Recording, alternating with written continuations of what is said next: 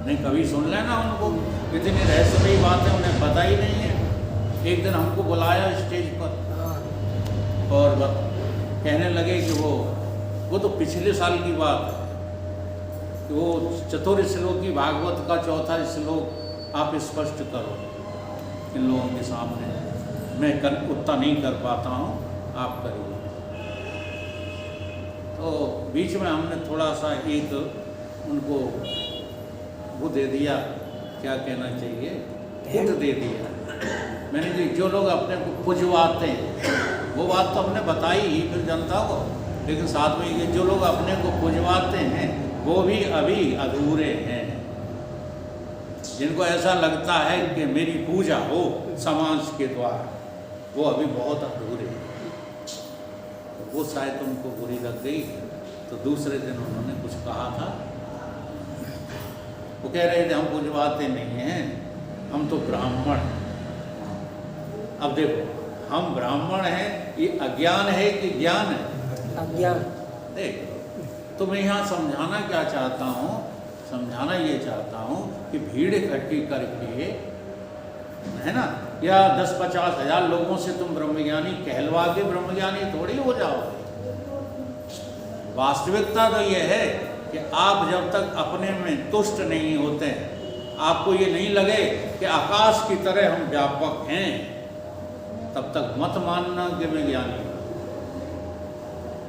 ऐसा अधूरा ज्ञान क्या करता है? केवल सेगी बगाड़ता है। एक औरत को कहीं से सोने की अंगूठी मिल गई, उसके पति ने दे दी होगी भेंट में, तो बड़ा खुश।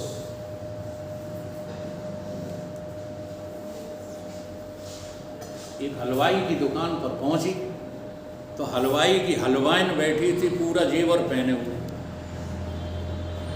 ये केवल अंगूठी पहन के गई थी और वो लदी थी जेवर से। हाँ, बैठी थी, मिठाई बेच रही थी। अब ये अपनी अंगूठी दिखाने के लिए कहें गुलाब जामुन किस भाव दिए, ऐसी उंगली करें कि देख लें, जलेबी किस भाव दी, फलाने लड्डू किस भाव दिए। तो वो समझ गई कि अपनी अंगूठी मुझे दिखा रही है ना। तो उसको भी जो आ गया गुस्सा, उसने कहा जलेबी 100 रुपये किलो। अपने जो खड़ा से गुलाब जामुन 200 रुपये किलो। अर्थात उसने क्या जताया कि तू जो समझ रही है कि तुझे ज्ञान हो गया है, ए मिस्टर, देखो ये बहुत बड़ा भ्रम है भाई, औरत की अंगूठी की तरह है ये ब्रह्म ज्ञान तुम्हारा, इससे ज़्यादा नहीं है। तो बघारो मत ब्रह्म ज्ञान को। हम ये नहीं कहते हैं आप प्रवचन करना छोड़ दें, क्योंकि बार बार आप उन वचनों को कहेंगे तो उससे अभ्यास बढ़ेगा। लेकिन ये मत सोच लो कि हम जो कह रहे हैं वो बात पक्की ही है, क्योंकि हृदय से तो अभी आप दूषित हो। जब तक अंतःकरण शुद्ध नहीं करोगे, ये ब्रह्म ज्ञान भी तुम्हारे भीतर उतरेगा नहीं। ये बात जो है कही जा रही है। गुण तत्व नहीं साधु दुरावे, आरत अधिकारी जहाँ पावे। जब जो है सामने कोई जिज्ञासु होता है, तो देखो हमें लगा है, आप लोगों को लगा हो न लगा, कल वाला प्रवचन मुझे 10-20 जो है दिनों से एक स्पेशल लगा। आपको लगा हो या ना लगा? स्पेशल था ही। हाँ, लेकिन मुझे लगा कि आज मैंने कोई बढ़िया चीज़ आपको सुना था। ठीक है, तो जो भीतर भरा पड़ा है ना हमारे में, वो कब आएगा उगल के बाहर? जब कोई सच्चा जिज्ञासु, सच्चा प्रश्न सामने रखेगा, तब आता है जानने की इच्छा से। ये नहीं हमारी परीक्षा लेने के लिए कह भर दो कि जाहिर और भाग त्याग बताओ क्या होती है। ऐसे तो कई बार पूछ चुके हो, तो हम बता भी ऐसे ही चुके। कल इन्होंने दिल से प्रश्न किया तो मेरे अंदर से भी जो है वो ज्यों का त्यों आँख निकल आता है। तो यहाँ यही बात समझाई जा रही है, सबसे पहले जिज्ञासा करो। जिज्ञासा आपको तभी होगी जब मल विक्षेप दूर हो जाएंगे, अंतःकरण शुद्ध हो जाएगा। फिर अगला शब्द इसमें लिया है परिपूर्ण। परिपूर्ण चिदानंद स्वरूपेण वितिष्ठते। आपका जो स्वरूप है वो कैसा होना चाहिए? परिपूर्ण। परिपूर्ण होना चाहिए। परिपूर्ण से तात्पर्य देखो, महाराज जी ने इसमें एक उदाहरण लिया है, सरसों में तेल परिपूर्ण नहीं है क्या? उसमें पीना का भी कुछ हिस्सा है, तेल परिपूर्ण नहीं है। कौन सा? जो सरसों में है, और जो अलग रखा है फिर के निकल आया है वो तो परिपूर्ण है। ठीक है। तो जो तुम कहते हो ना कि सब में भगवान देखो, ये सब में भगवान देखना तुम्हारी अभी गफलत है, नहीं देख पाओगे। सबसे पहले तुम सरसों में तेल देखो। सरसों में क्या देखो?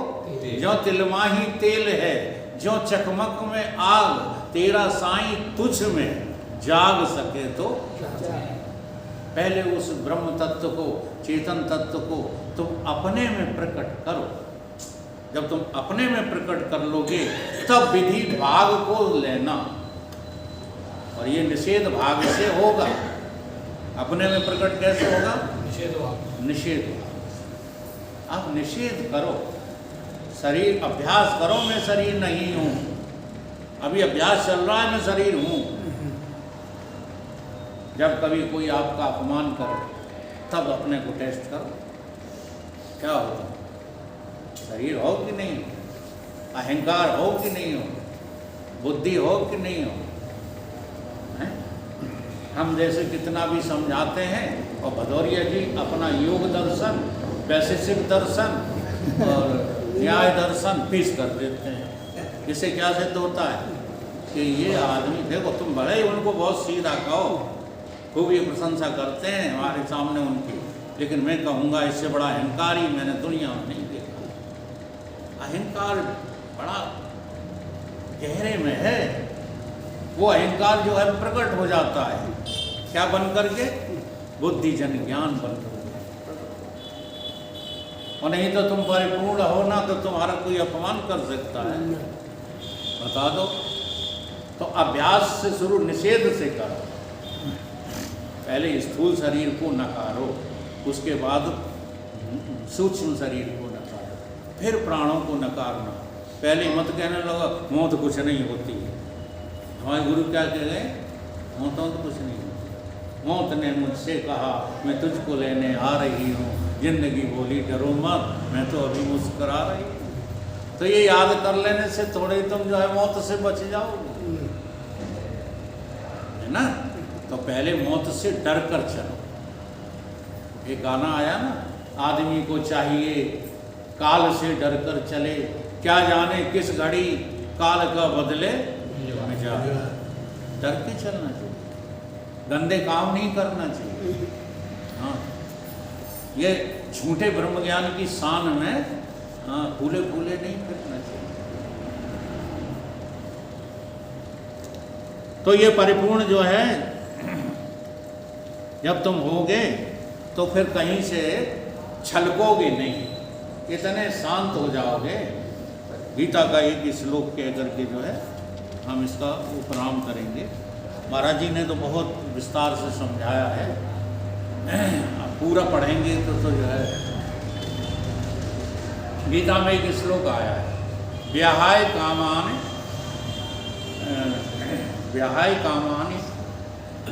यह सर्वान पुमान चरित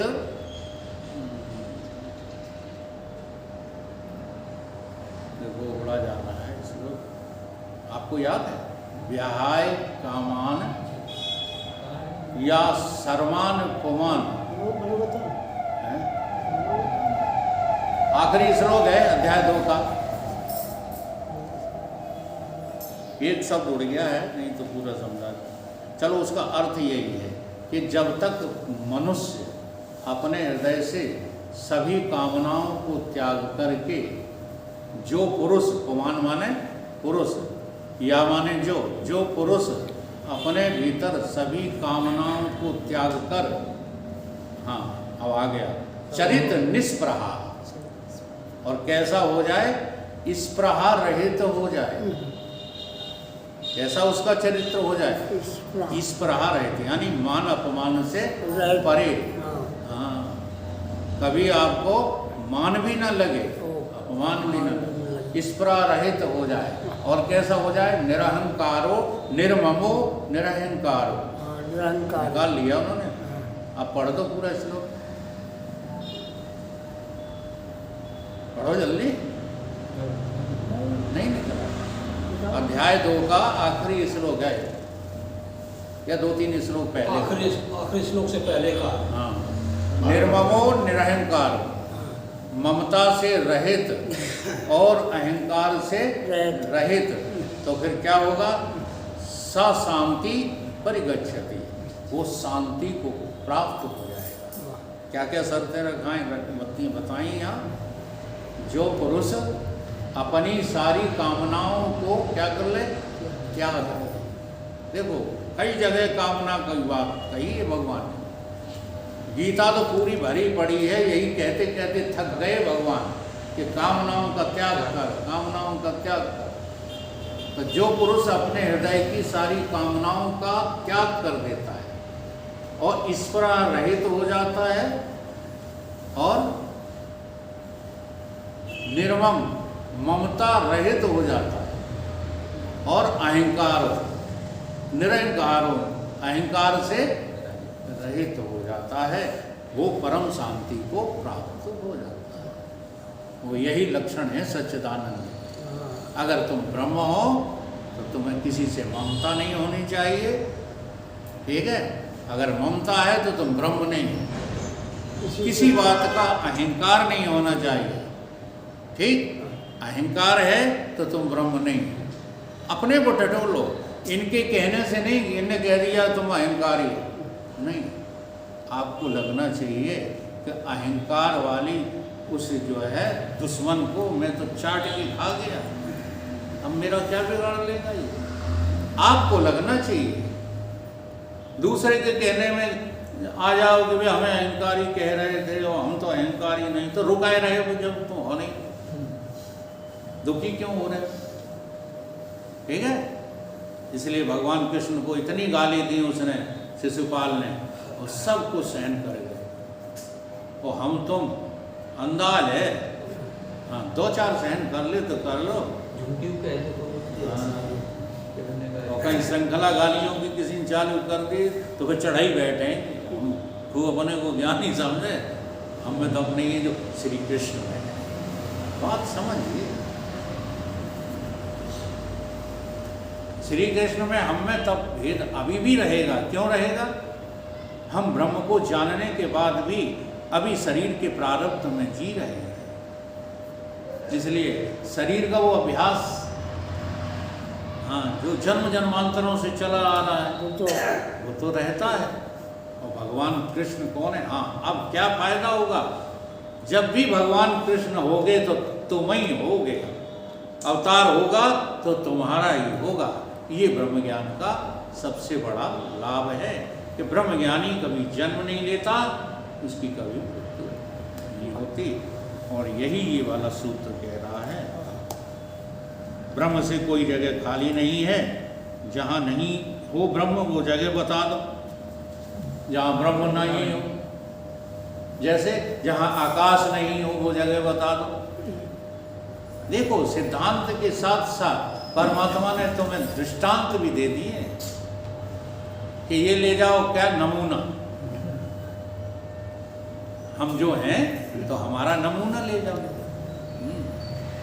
तो नमूना तुम्हारे पास है।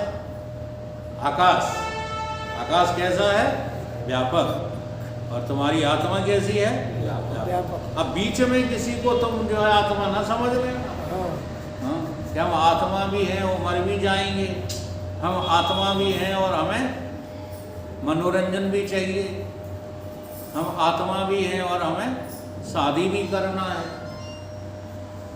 कोई कोई साधु 80 साल की जो है उम्र में शादी कर लेते हैं।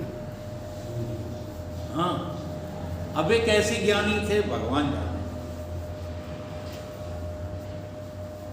फिर उनका पतन नहीं होगा तो क्या होगा? अब उस पतित स्थिति को वो कहते हैं हम तो अनटचेबल है, निष्प्रहा। तो भगवान इस निष्प्रहा की बात नहीं कर रहे। जब निष्प्रहा निरंकारी निर्मम कोई हो जाता है तो ये जगत फिर उसकी दृष्टि से कैसा हो जाता है? खत्म बिल्कुल रहता ही नहीं। रहता नहीं, दिखने मात्र को रह जाता है। इस प्रकार से सब जगह चेतन, चेतन केवल अंतःकरण में ही नहीं, चेतन देह में ही नहीं, चेतन जीवित में ही नहीं, चेतन तो जो है जड़ वस्तुओं में भी है। अब जड़ वस्तुओं में चेतन कैसे देखोगे? जड़ वस्तुओं को चेतन में देखना साथ चालू करो तो जड़ में भी चेतन। जो चेतन को जड़ करे, जड़े करे चेतन, असमर्थ रघुनाथ को भजे जीवते। हम क्या करते हैं? हम ये करते हैं इनमें भी भगवान है, इसमें भी भगवान है। अब फूंक फूंक के कदम रखेंगे, चींटी बचाएंगे और खून पी जाएंगे। चींटी तो बचाएंगे लेकिन खून पी जाएंगे। हैं तो हम ब्राह्मण, लेकिन ग्राहक आएगा तो मैं बिना ठगे नहीं छोड़ेंगे। फिर काहे के ब्राह्मण? हम नहीं मना करते लेकिन मना करते हैं। 60 वर्ष की उम्र के बाद जो लोग जो है धंधा पानी कर रहे हैं, हम बार बार कहते हैं उनको नर्क होगा, नर्क होगा, नर्क। छोड़ो सब जंजाल। भगवान ने तुमको ये जो है मनुष्य का शरीर इसके लिए नहीं दिया है। लेकिन हम उन लोगों की बात कर रहे हैं जो जवानी में व्यवसाय, नौकरी आदि आदि में अभी संलग्न हैं, वो भी बड़ी सजगता से जो है काम करें, नाटकीय ढंग से काम न करें जैसे बनिया लोग करते हैं। चींटी तो बचा बचा के चलते, पानी तो छान के पीते हैं और खून बिना छना पीते हैं। तो ये कोई साधना थोड़ी हुई। आप जहाँ हो वहाँ प्योर ईमानदार बन के चलो।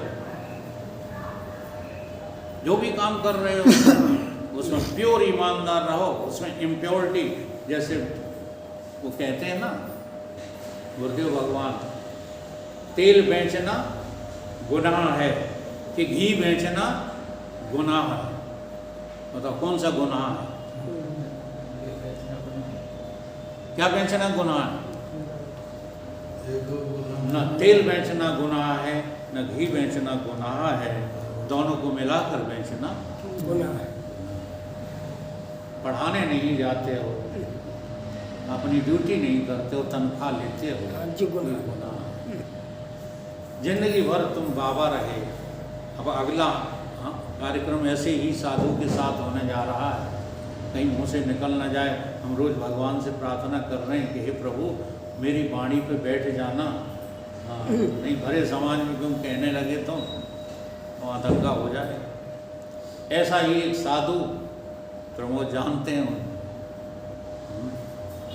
जिंदगी भर नौकरी की और ब्रह्मज्ञानी बने रहे, ब्रह्मज्ञान झाड़ते रहे और तनख्वाह निःशुल्क फ्री लेते रहे। एक दिन मैंने सिसोदिया से कह दिया, वे टुन्न होके चले गए, नाराज हो गए। गलत बात कह दी क्या मैंने? अगर तुम साधु हो तो बिना टिकट क्यों चलते? फिर वो तो पुलिस का अधिकार है। मैंने कहीं लिखा दो कॉन्स्टिट्यूशन में, हमें कहीं लिखा दिखा दो कि पुलिस को कि कर्मचारी का अधिकार है। हाँ, पास बनवा लो तो अधिकार है, वारंट बनवा लो तो अधिकार है, नहीं तो मिलिट्री वाले को भी फ्री चलने का अधिकार है। तो इस तरह की साधना नहीं करना है। ईमानदारी के साथ साधो भगवान की बात को परिपूर्ण चिदानंद स्वरूपेण अवतिष्ठते। कभी ध्यान करो और ध्यान से इस बात को देखो कि अभी तुम परिपूर्ण हो या अधूरे हो। अगर अधूरापन है तो साधना नहीं छोड़नी। आकाश से पूछोगे तुम किधर हो? अब आकाश से ये कहा जाए कि तुम एक साइड से मुझे देखो तो वो देख पाएगा? एक छोर से हमें देखो नहीं देखता। दूसरे छोर से मत देखो। नहीं। तो आकाश तो ये कहेगा मैं जहाँ हूँ वहाँ मुझे सर्वत्र दिखाई दे रहा है। ठीक, अभी अपन को क्या है, यहाँ से देखोगे वहाँ, अगर वहाँ पहुँच जाओगे तो यहाँ। नदी के एक किनारे पे खड़े हो तो दूसरा दिखाई देगा, दूसरे पे पहुँच जाओगे तो ये वाला दिखाई देगा। लेकिन ऐसा कौन है जिसे दोनों किनारे दिखाई दे रहे हैं? वो कही है आकाश। तो ऐसे ही आत्मा से तुम कैसे हो? आकाशवत। तुम्हारी नजर से कुछ बचता नहीं, ना अच्छा बचता है ना बुरा बचता है, ठीक है, ना दोस्त बचता है ना दुश्मन बचता है। इसलिए मेरा कोई, इसी आधार पर कहा है गीता में, न मेरा कोई दोस्त है न कोई मेरा दुश्मन है, न कोई अपना है न कोई पराया है, क्योंकि मैं तो सर्वदृष्टा हूँ, मैं तो सर्व का प्रकाशक हूँ। इस तरह से परिपूर्णता का जो है अर्थ होता है परिपूर्ण चिदानंद स्वरूपेण। अपनी परिपूर्णता को जानने के लिए जो भी अधूरा है उसे निषेध क्रिया के द्वारा हटा। अंततोगत्ता आपको अपनी परिपूर्णता दिखाई दे जाएगी। बोलिए सत्य भगवान